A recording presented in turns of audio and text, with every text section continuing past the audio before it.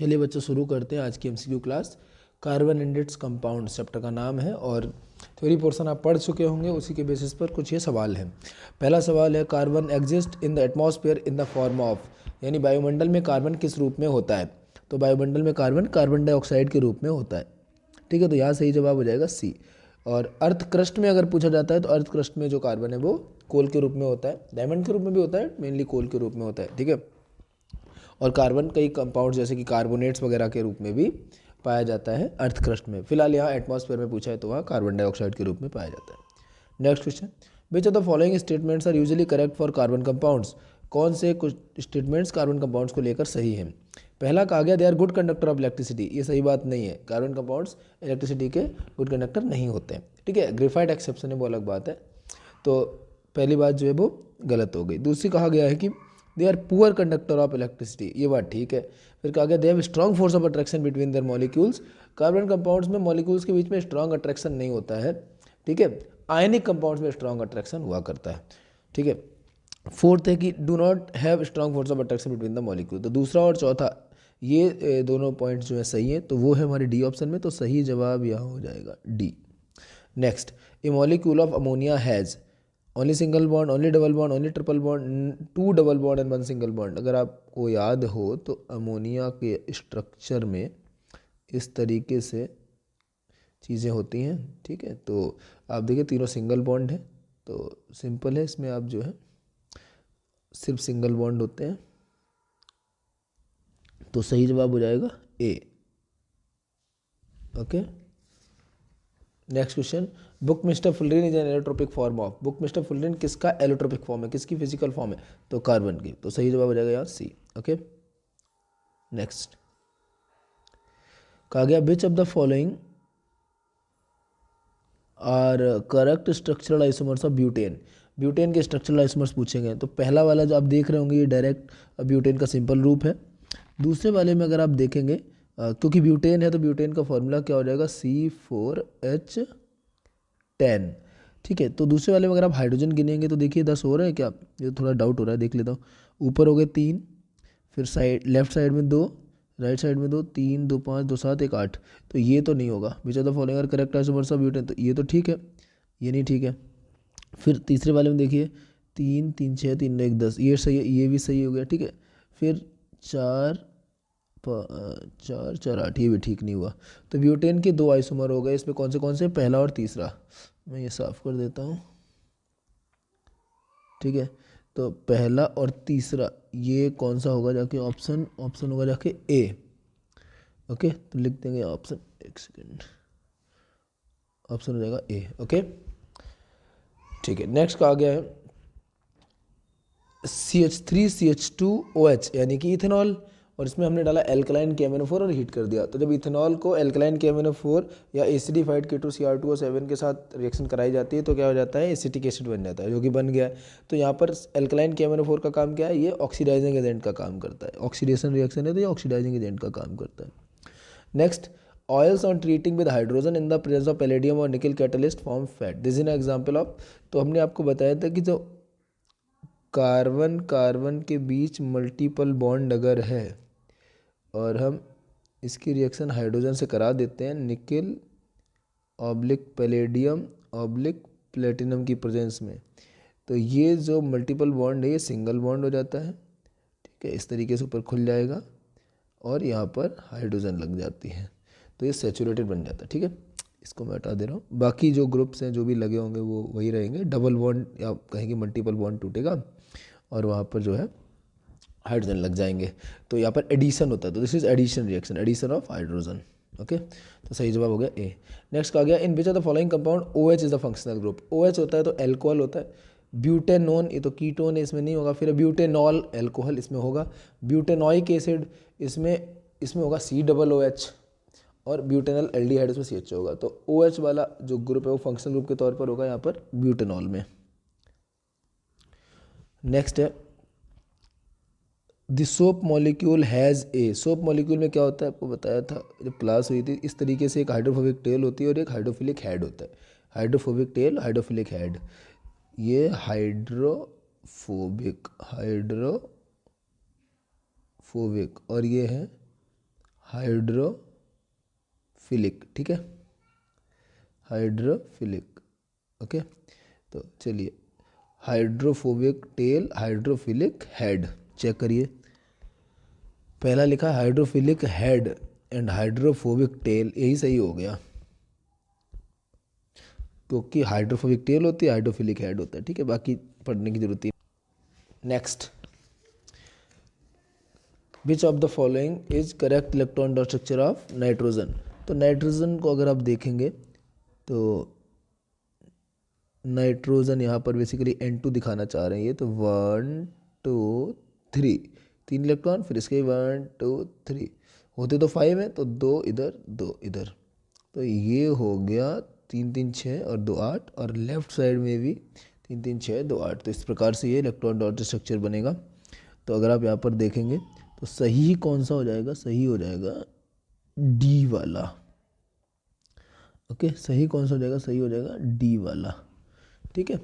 Next है structural formula of ethyne. Ethyne, एथ माने 2 कार्बन और आइन माने ट्रिपल बॉन्ड, तो ये हो जाएगा इथाइन, ओके। अब देख लीजिए इसमें कौन सा सही है, ट्रिपल बॉन्ड चाहिए तो लास्ट वाला सही नहीं है, उससे ऊपर वाला सही नहीं है, उससे ऊपर वाले में ट्रिपल बॉन्ड तो है बट एच की संख्या गड़बड़ है, ठीक है, और उससे ऊपर वाला सही है, तो ये हम हटा देते हैं और ओके, और मार्क करेंगे हम लोग ए ऑप्शन पर, okay. Next, identify the unsaturated compound from following. Unsaturated कौन से होते हैं, जिसमें डबल बॉन्ड या ट्रिपल बॉन्ड हो। तो प्रोपेन, ये तो नहीं होगा, ये तो सैचुरेटेड है। फिर है प्रोपीन, ये अनसैचुरेटेड है। फिर है प्रोपाइन, ये अनसैचुरेटेड है। फिर क्लोरोप्रोपेन, क्लोरोप्रोपेन में क्या होगा, 3 कार्बन होंगे, क्लोरो लगा होगा, बाकी हाइड्रोजन होंगे, ठीक।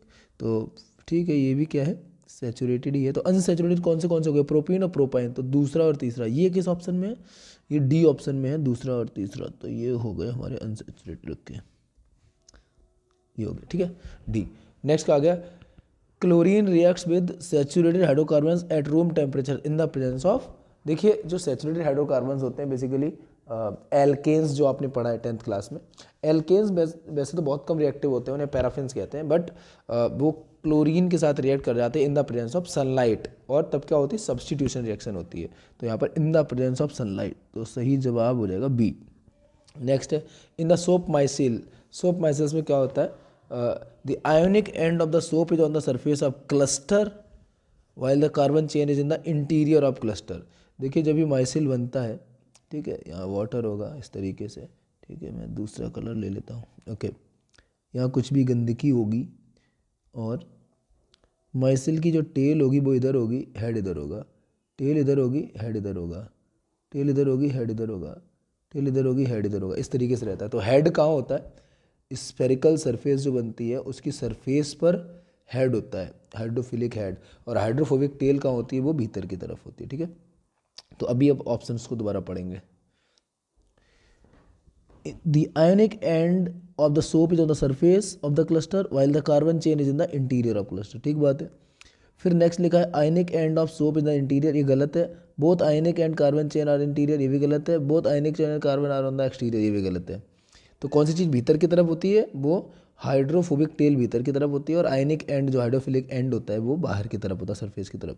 तो यहाँ पर हमें मार्क करना होगा ए, ओके, यहाँ हमें मार्क करना होगा क्या, ए, ठीक है। तो आई होप आप समझ गए होंगे। चलिए आगे बढ़ते हैं। Next question 15, pentane has the molecular formula C5H12, it has, इसमें कितने बॉन्ड्स हैं ये पूछा गया। तो पेंटेन में भैया 5 कार्बन होंगे, ठीक। फिर हर कार्बन पर इस तरीके से ऊपर नीचे हाइड्रोजन लगे होंगे और लेफ्ट राइट पे भी लगे होंगे, ठीक है। Hydrogen hydrogen hydrogen hydrogen hydrogen hydrogen hydrogen hydrogen hydrogen hydrogen hydrogen hydrogen. अब बॉन्ड्स कितने होंगे टोटल, कोवेलेंट बॉन्ड 5 ऊपर हो गए हाइड्रोजन के साथ, 5 नीचे हो गए, कितने हो गए 10। फिर उसके बाद 1 2 3 4 5 6 ही हो गए, 10 6 16 हो गए टोटल, 5 ऊपर 5 नीचे, और 4 हो गए कार्बनों के बीच में 14, और 2 लेफ्ट राइट वाले, ठीक है, 16 हो गए, ठीक है। आसान स्ट्रक्चर बनाए, गिनना है बस, बॉन्ड्स को गिनना है, ओके। तो ठीक है, इसमें ऑप्शन 16 सी पर दिया तो सी को टिक कर देंगे। Next, structural formula of benzene is, benzene का स्ट्रक्चरल फार्मूला कौन सा होता है? तो अब देखिए ध्यान से, alternate single bond double bond होते हैं, 6 कार्बन की रिंग होती है। पहला वाला गलत हो गया, उसमें अल्टरनेट नहीं है। दूसरे वाले में alternate double bond single bond नहीं है। तीसरा वाला जो है इसमें alternate single bond double bond है। चौथे वाले में फिर गड़बड़ी है, तो सही यहाँ पर हो जाएगा C. Next, ethanol reacts with sodium and form 2 products. Ethanol reacts with sodium and form 2 products. Ethanol sodium के साथ रिएक्ट करता है, मैं एक बार रिएक्शन लिख देता हूँ, C2H5OH plus Na. So if you remember, what was the reaction? C2H5ONa plus H2, this is called sodium ethoxide, और ये हाइड्रोजन गैस। ठीक है, तो sodium ethoxide and hydrogen gas, आप देख लीजिए ऑप्शन में कहाँ लिखा हुआ है। सोडियम इथोक्साइड एंड हाइड्रोजन नहीं, पहले लिखा हुआ सोडियम इथेनोएट एंड हाइड्रोजन, फिर लिखा सोडियम इथेनोएट एंड ऑक्सीजन, फिर लिखा सोडियम इथोक्साइड एंड हाइड्रोजन, ये सही है, सी वाला सही है। Next, the correct structural formula of butanoic acid is. Butanoic acid में क्या होगा, इस तरीके से 4 कार्बन होंगे, जहाँ पर ये वाला कार्बन COOH ग्रुप में इन्वॉल्व हो जाएगा, बाकी सब पर यहाँ hydrogen hydrogen hydrogen hydrogen hydrogen लग जाएगा। ठीक है, अब चेक कर लीजिए, CH3 CH2 CH2 COOH, तो पहले वाले में COOH तो है, बट और गड़बड़ी है, कार्बन और कार्बन के बीच डबल बॉन्ड लगा दिया, ये सही नहीं है। इस वाले में तो 1 2 3 4 5 कार्बन हो गया, ये भी गलत हो गया। इस वाले में ये तो अल्कोहल हो गया। लास्ट वाले 1 2 3 4 कार्बन है और COOH, ये ठीक है। ठीक है, तो सही जवाब यहाँ पर हो जाएगा हमारा डी वाला। ओके, नेक्स्ट है 19th question, vinegar is a solution of 5 to 8% solution of acetic acid in water. ठीक है, इथेनॉल क्या होता है, जब हम एसिटिक एसिड को पानी में मिलाते हैं और डाइल्यूट सॉल्यूशन, पतला सॉल्यूशन होता है, 5 to 8% solution of acetic acid in water, ये सी हो जाएगा। ठीक है, और क्या बन जाती है, विनेगर बन जाती है। चलिए आगे बढ़ते हैं। अगला सवाल कहा गया, mineral acids are stronger acids than carboxylic acid because. Mineral acids जो होते हैं वो कार्बोक्सिलिक एसिड्स की तुलना में स्ट्रॉन्ग माने जाते हैं, स्ट्रॉन्ग होते हैं। क्यों? कहा गया mineral acids are completely ionized, mineral acid completely ionize हो जाते हैं। अच्छा, मतलब पूर्ण रूप से डिसोसिएट हो जाते हैं। अगर हमने 100 पार्टिकल्स पानी में मिलाए तो 95 से लेकर 98 तक क्या हो सकता है, सारे लगभग डिसोसिएट हो जाएं, आयोनाइज हो जाएं, आइंस बना दें। दूसरा लिखा carboxylic acid are completely ionized, ये गलत है। फिर लिखा mineral acids are partially ionized, mineral acid partially ionize होते हैं, ये भी गलत है। फिर लिखा carboxylic acids are partially ionize, हाँ ये सही है, मिनरल एसिड्स कम्प्लीटली आयोनाइज होते हैं, कार्बोक्सिलिक एसिड पार्शियली आयोनाइज होते हैं। तो पहला और चौथा, तो यहाँ पर ये पहला चौथा दिया गया किसमें, ए में, तो ये हो गया ए। नेक्स्ट कहा गया carbon forms 4 covalent bond by sharing its 4 valence electron with 4 univalent atoms. अगर कार्बन किसी एक वैलेंसी वाले एटम के साथ जुड़ता है तो ऐसे 4 एटम्स के साथ एक साथ में जुड़ सकता है, जैसे कि हाइड्रोजन हो गई। After the formation of 4 bonds carbon attends the electronic configuration of. जब कार्बन 4 सिंगल बॉन्ड बना लेता है अपने आसपास तो उसकी कन्फिग्रेशन कैसी हो जाती है? अब जरा बताइए, कार्बन एटॉमिक नंबर 6 2,4 होता है। अब 4 जो ये जो आउटर मोस्ट वाले कार्बन है, आउटर मोस्ट वाले जो इलेक्ट्रॉन्स हैं, ये चारों एक एक करके शेयर करेगा, तो चारों तरफ से एक एक इलेक्ट्रॉन शेयर हो जाएगा, तो 4 इसके खुद के और 4 शेयर्ड वाले 8 हो जाएंगे, तो कुल मिला के ये 2,8 टाइप का हो जाएगा। और ये 10 इलेक्ट्रॉन कुल मिला के हो गए, और वो किसके होते हैं, नियॉन के होते हैं। तो ये किस जैसा दिखेगा, किस जैसा जो है इसका कन्फिगुरेशन लगेगा, फिर वो लगेगा नियॉन की तरह। तो नियॉन कहाँ पर दिया है, नंबर बी पर दिया, तो सही जवाब हो जाएगा B. Next, the correct electron dot structure of water molecule is, water का ये रहता है स्ट्रक्चर O 1 2 3 4 5 6, ये 6 इलेक्ट्रॉन हो गए, ये हाइड्रोजन का और ये हाइड्रोजन का।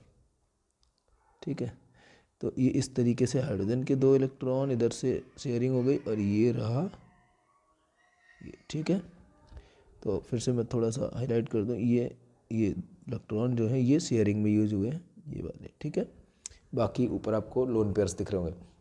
अब आप देख लीजिए कौन सा सही है इसमें।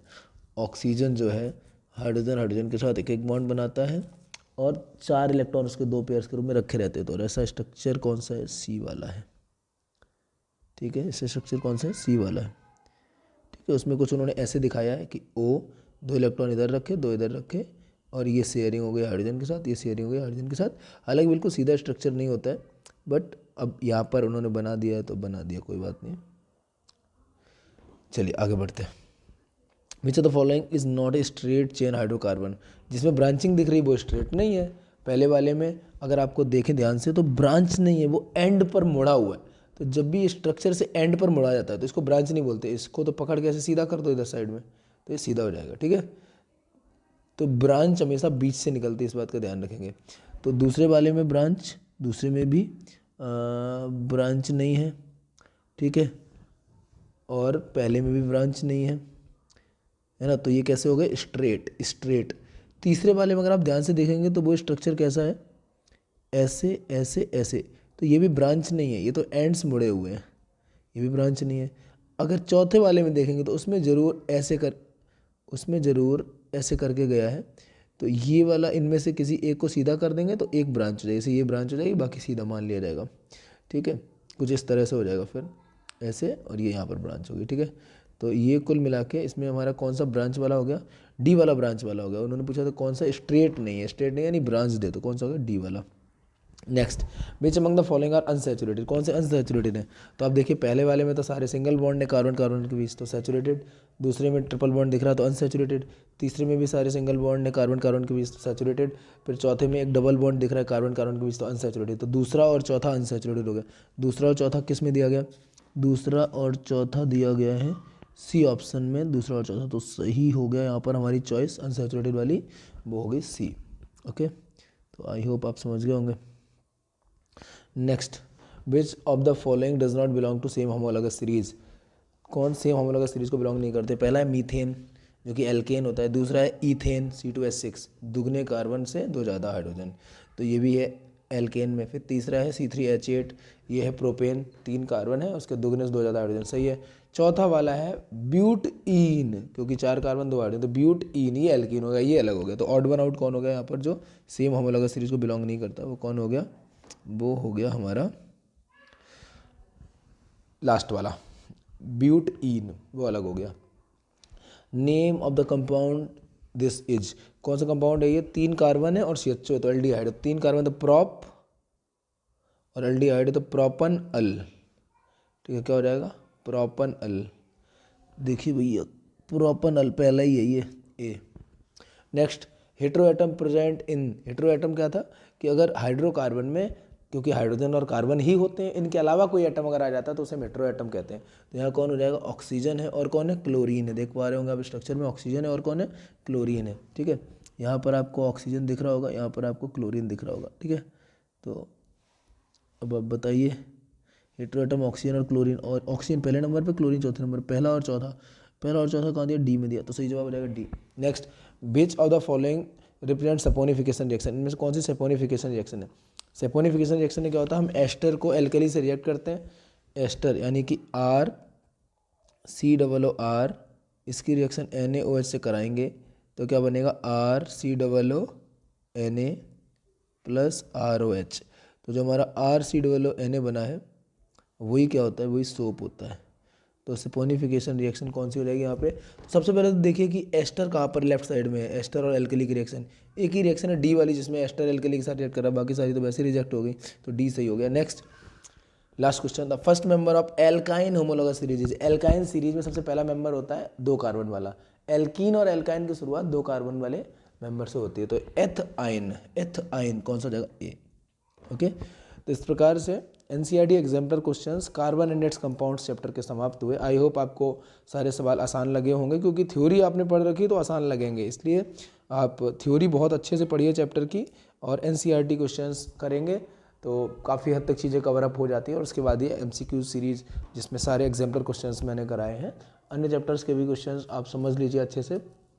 और चैनल को सपोर्ट करने के लिए आप अपने दोस्तों तक की वीडियो और ये सीरीज़ प्लेलिस्ट शेयर कर सकते हैं। Thanks for watching.